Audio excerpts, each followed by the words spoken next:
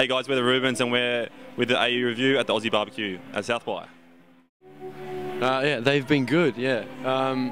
They've been really fun actually. It's interesting playing because most people don't know us, you know, and it's kind of trying to win over fans, or you know, starting all over again from scratch, and it's cool. It's refreshing, and it's refreshing playing the songs because we've had to play the songs, you know, a million times over in Australia, but playing them to a fresh crowd is kind of nice.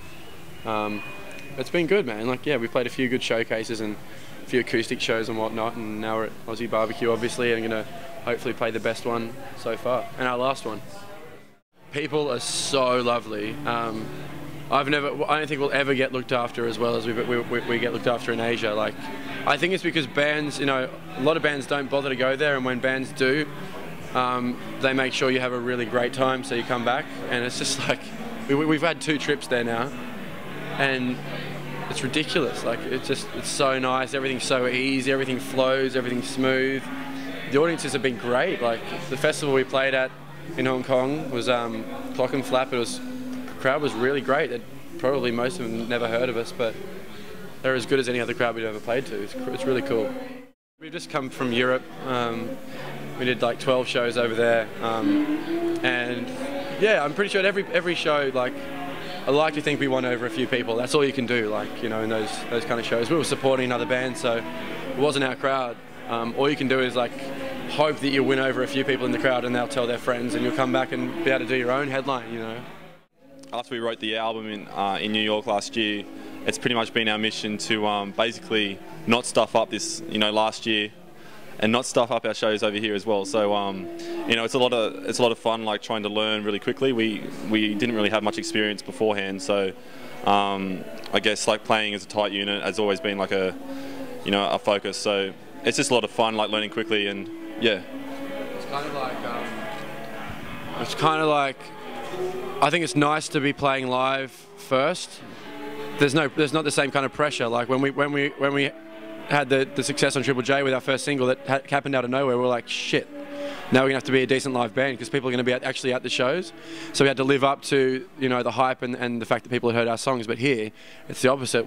I think our live show is better than our recorded stuff. Like, I think we can play well live. So I'm happy. I'm confident that, like, if we do play a live show, we can nail it and we can win people over, and then they can be happy when they get the actual songs. I think that's the way that it should happen.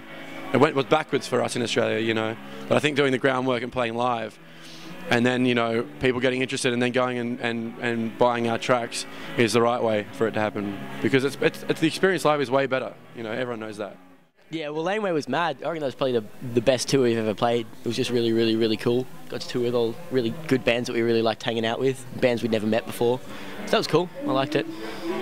Sam? It was awesome. Yeah, I don't have much words for Laneway. It was just like, I guess we didn't really know what to expect, but then the crowd was amazing. Like, it was the biggest crowd we'd ever played to every single time.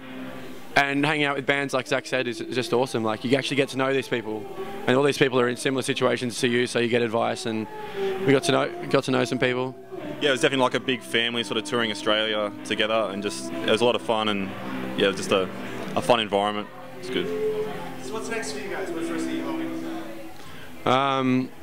A lot of US stuff, I think. We've got our headline tour in Australia coming up in May, which will be our biggest shows we've ever played as a headline act, so that's really exciting, obviously.